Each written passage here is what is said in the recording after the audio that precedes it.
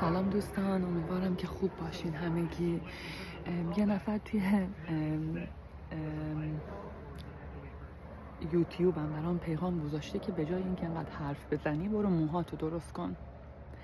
بچه ها واقعا جالبه برام، یعنی شما رو چی تمرکز میکنین تو سوشال میدیا؟ واقعا ما اینجاییم که یک چیزی یاد بگیریم از هم.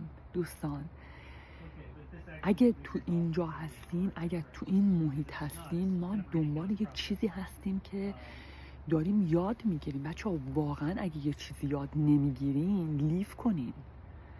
بچه ها دوستان واقعا برین، اگه از پیجی چیزی یاد نمیگیرین ترک کنین، قضاوت نکنین آدم ها رو.